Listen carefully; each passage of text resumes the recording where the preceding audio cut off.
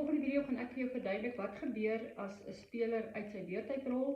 So sê net maar jy rol en dis nie jou beurt nie, dan kan die opponente se skiep die bal stop en terugrol sodat sy spanmaat eers kan rol. Sê net maar jy rol en die bal kom tot stilstand, maar die kop is nie geraak nie.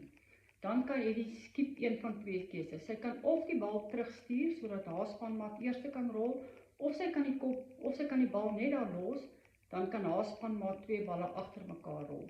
Ok, sê net maar jy rol uit jou beurttyd en die kop word geraak of gescramble of gedisturb soos hulle in Engels sê.